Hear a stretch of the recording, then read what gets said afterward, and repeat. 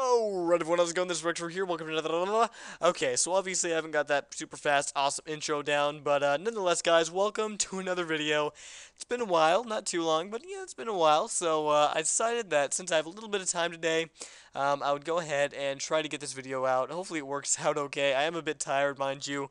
I've been working a lot on various things. Everything from projects, from schoolwork, which I've actually been doing a lot of schoolwork. I'm actually taking a short break right now from what I was currently doing, and a lot of other stuff. So anyway, hopefully, forgive my kind of tired tone in this video. Hopefully it doesn't kind of distract / annoy you guys. Just bump my mic there.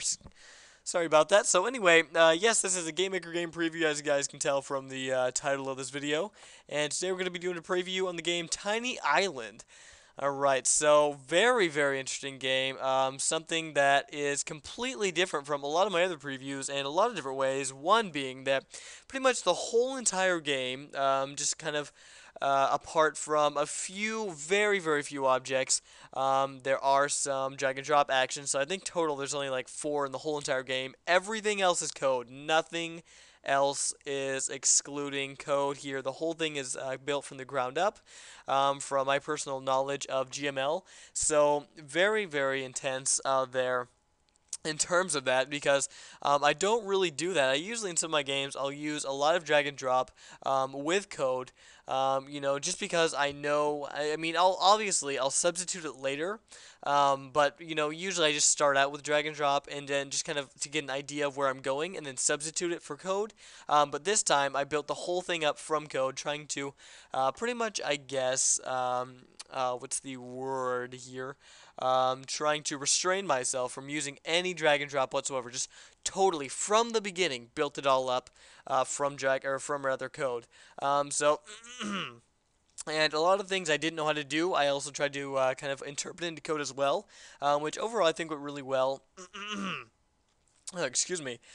So really code heavy this project, and you know, a lot of things I didn't know how to do were put in this project, and you know, because of that, I think it's really grown, or rather helped my my development skills, I guess, grow in terms of Game Maker. So anyway, enough of this all boring terminology, or not really terminology, but backstory on this thing. Let's go ahead and start the preview here and get this thing going. So, Tiny Island, everyone. Tiny Island. Let's go ahead and run the game here. And no, you guys are not going to be able to see my desktop. As you guys will see here in just a minute. Let's go ahead and F4 this. Bam! Alright, got the kind of opening credits here going on.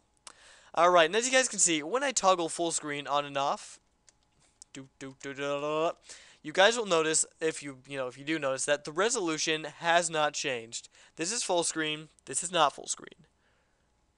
Alright, same resolution, and you guys do not know how long that took me to perfect.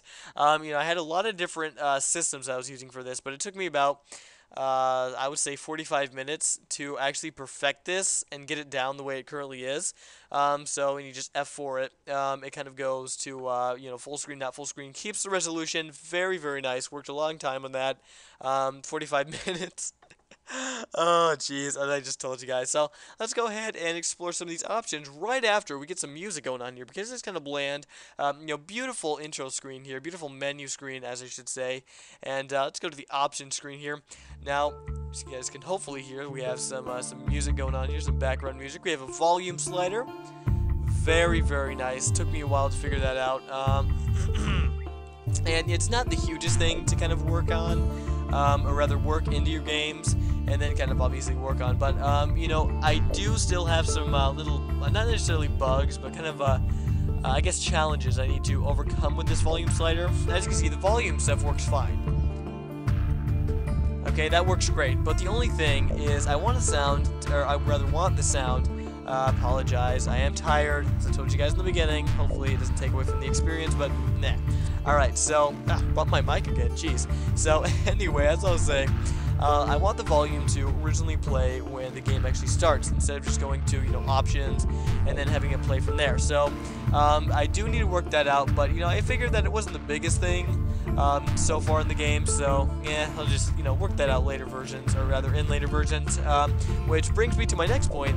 I'm gonna actually go ahead and turn some of the volume down on my mic here, so it doesn't kind of appear super loud to me. So pretty much, one really cool thing that I've been working on with this game was when I very first started this game, it started out as just a little project here. I'm going to go through some of the other options here so you guys don't get super bored just looking at the screen here, but although it is super beautiful and very nice, but you know how it is. So, controls, have you guys look at that. So anyway, as I was saying, this game, as a lot of other games, started out originally as just a test, and for those of you guys who watch my regular Game previews, you'll know that a lot of the games that started out as tests don't really come to be. How's that for grammar? Really don't come really to be, or whatever the heck I said. Basically, they don't really work out as well as I want them to, and they usually become kind of a flop. So, this game, however, started out actually as an idea. More than anything, and it kind of just turned into an actual project, and I'm going to go ahead and turn down the volume on the mic here. There we go. But it started out as a project, and to kind of to kind of learn a whole bunch of other stuff, to further expand my game development abilities and all that kind of stuff. So, I mean, I mentioned earlier with coding and all the different kind of stuff. So, a lot of stuff was learned in this game project, and one of the main things was I had a lot of fun actually making this project. There was a lot to do on it, a lot of cool stuff, and just the way I built it made it able to go back and just made me always want to go back and work more and more on it. So, this game actually took me about 2 weeks, actually total of probably like 6 days to actually get all worked out and stuff, but over a 2-week period, and or 2.5 week, whatever. So what I've basically done with this game is, because of all the stuff that's been going on with this game, how the various types of stuff, the way it's set up, all that kind of fun stuff, I actually finished it. And it's only version 1 right now, as you guys will see from the info here. This is only version 1.1. Here's some of the features, some of the known bugs, conclusion, all that different kind of stuff. And there will be future versions. There is still a couple things to work on, and there's a lot to add, a lot I want to add into this game, because this game is, something that, aside from Blox Quest and New World, was mainly just a brick to kind of go back and do some really cool things. And I never really expected it to be a full-fledged game, but overall it is actually now ready for download. Version 1.1, I'll put the link in the description, maybe an annotation, most likely in just the description though. Jeez, I keep bumping my mic. But that is pretty much that. So yes, this game is out now, ready to download, and it doesn't have a lot of bugs.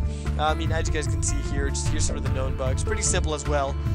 The bugs that are currently there. So, what's going on with the other games as well, just in case you guys are wondering. New World, not really a whole lot to do there, just mostly time-consuming work, which I will be going back to finishing that. Blox Quest DLC, this summer, it's going to be a project. Hopefully, I'll be able to work on that as much as I can.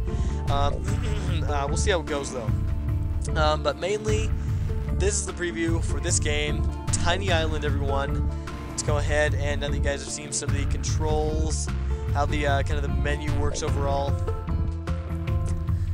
the volume slider as I explained earlier. Let's go ahead and start off a new game after I go over this little loading thing here. Now you notice this load game, there are a lot of it's kind of a different kind of load thing, I guess, rather than your regular load screen. And you guys have, for those of you guys who have seen the tutorial on this, yes, I actually done a tutorial on this, or have done a tutorial on this. You guys will kind of know how that works. But anyway, let's go ahead and now start off by a new game. Yes, this little menu thing here will be changed later on. Yes. Alright, so let's get into this. What is Tiny Island? Well, as you guys can see here, we have 2 little bars. One of them is slowly decreasing, or rather slowly decreasing. We have a sword here. We're getting attacked randomly by bats. Oh, get away from me. We have this little green thing. There's a lot going on here. Jeez. Alright, so a lot to explain. We got some random rain that just appeared. There we go. Alright, so this game has taken a bit of inspiration from Minecraft, and just some of the things, such as the hunger meter, as well as the random enemies, and somewhat day and night cycle when the enemies appear. So, pretty much what this game is total survival. Okay, this game is total survival. Starts you off somewhat like Minecraft. You don't know a lot about this game, okay? When you're going to get into this game, there's not going to be a lot of, I guess, documentation and kind of word on it of what to do, you know, how everything happens. And whatever you do, you know, a lot of stuff happens at random, and a lot of stuff you do will actually kind of help to, I guess, determine what happens and how that randomness kind of affects the whole over game, or rather the whole game overall, or rather the whole overall game experience. As I mentioned, I'm a little tired.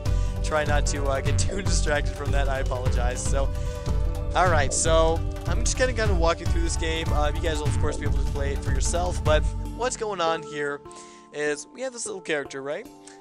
His name is undisclosed, alright? So not much is known about this character. Ooh, we got a little bird.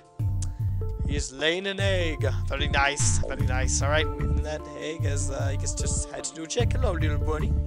There we go, little guy. So, anyway, back to the kind of my own documentation on this game. Basically, you're on an island, and you can't do anything but kind of just survive. The whole game, as I mentioned, is survival, purely to survive on this island. If you fall down, you're dead, okay? If your health goes all the way down, you're dead. If your food goes all the way down, your health will start to decrease, and again, you know, once it hits 0, you're dead. Main goal, survival, okay? We have 2 cycles, day and night, pretty standard. No sunset. That is kind of a thing I want to do later on. But as you guys can see, the sun is now setting. Night has now fallen upon us. However, night isn't totally here yet. We do need to get some food here, but the kind of the moon here is rising, which will cause night to, or rather things to slowly dim as night kind of reaches upon us. So when night happens, oh crap! You'll notice that that little chick there that has kind of come a little while ago, rather gotten hatched from the baby, or rather the adult bird, is now stuck at the side of the island in the known bug section. Don't worry about it. It is natural. But we do have some enemies here. Every single time they appear at night. It's kind of hard to concentrate while I'm attacking these guys and fearing for my life. Sorry about that. But yeah.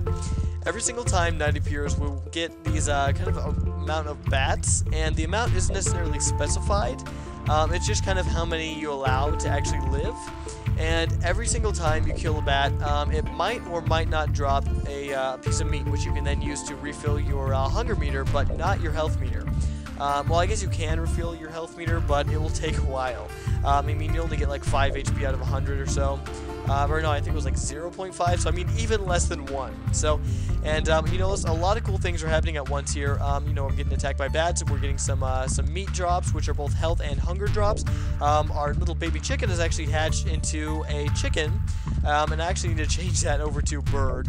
But there's a couple things we can do here. We can press space to get a pause menu. We can save our game. And, okay. Oh, there we go. Okay. So, I guess we can just go ahead and hit space to confirm that. And we can actually save a game here. Let's go game... there's a little test there, but game 1. Alright, we can also go back to the menu and quit. Yes. Go to load game and type in game 1. Boom. There we are. Right back to where we were.